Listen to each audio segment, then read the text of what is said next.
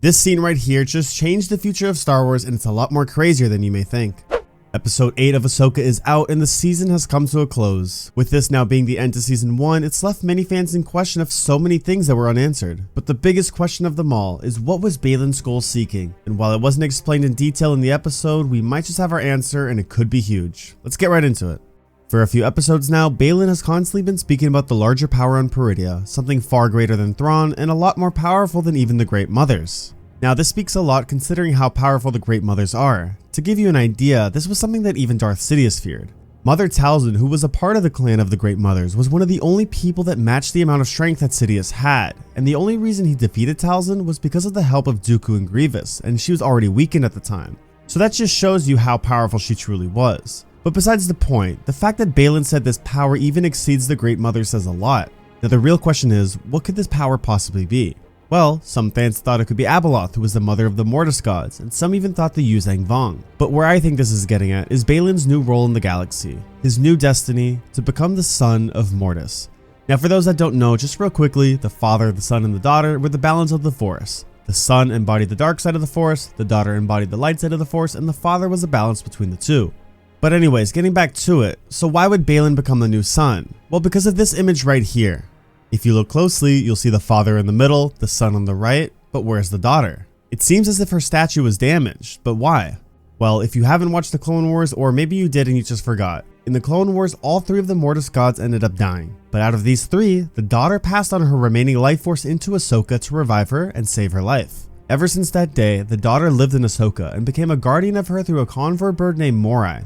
We actually see Morai towards the end of the finale of Ahsoka. So what I think is happening here is a new beginning of the wielders of the Force, to do what Baylan said, to put an end to the conflict and the constant changing cycle of the galaxy. I believe we will see the new gods of the Force. The daughter who embodies the light will now become Ahsoka. The father who is a balance between the two will now become Anakin. Now keep in mind, we have seen Anakin prove that he can balance out both his light and his dark side now, so I really feel like this would be perfect.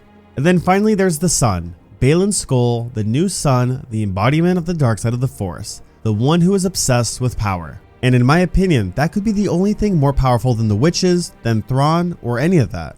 I think that Baylan has so much hate and so much pain from Order 66 that all he wants to do is prevent another conflict again, and the only way to do that is by becoming one of the most powerful Force beings in the galaxy.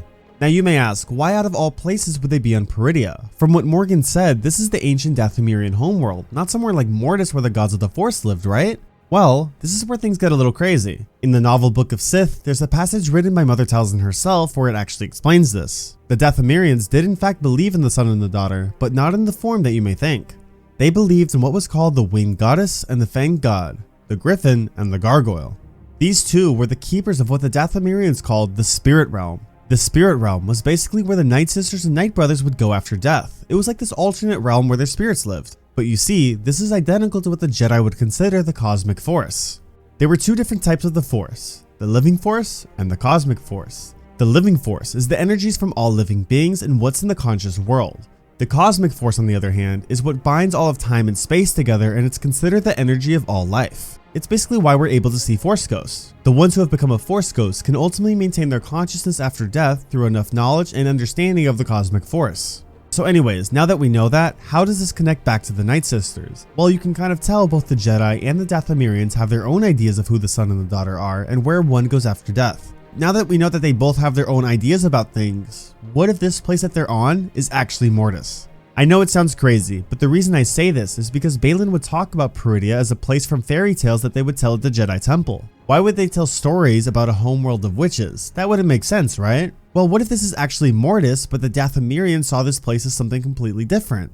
They named this place Peridia. Clearly there's something very powerful on this planet, because we do see Baylan seeking a light at the end of the finale, and that's also where the father is pointing towards. The big question from here is, what is that beacon of light? Where is it heading towards? Well, maybe that's the Mortis Gods Monastery. We were always aware that Mortis was destroyed during the Clone Wars, but what if these were the remains of it? I mean, for instance, the mountains look like an identical scenery here, and because Mortis has been out of balance for so many years, it could be why the planet looks so decayed. If that's the case, then you have the daughter, the father, and the son all in one place together. Ahsoka, Anakin, and Baylan are all on Peridia together as of right now. But anyways, I personally love the finale, and I thought it was a great ending to the first season. I can't wait for the future of the show, as well as Dave Filoni's new Mandoverse movie when that comes out. It is rumored that will be around the year 2026, and it will connect all of Ahsoka, The Mandalorian, and Book of Boba Fett all together in one. So my honest prediction is that we'll get one last season of Ahsoka and a season 4 of The Mandalorian, and that will wrap that up until the film releases. I think the biggest question a lot of us are asking ourselves right now is what will happen with the character of Baylan Skoll. Sadly, as we know, Ray Stevenson did pass away, so I'm wondering what they will do with his character from here on out. Maybe a recast, or perhaps they take his character and explain the rest of his story throughout comics and books. Personally, I wouldn't even mind seeing his character in further animation, such as the Tales of the Jedi Season 2 or something. I guess that's something that only time will tell. But anyways, what were your thoughts on the finale, and what are your hopes for the future of Ahsoka? Let me know in the comments below. Thanks for watching, and may the Force be with you always.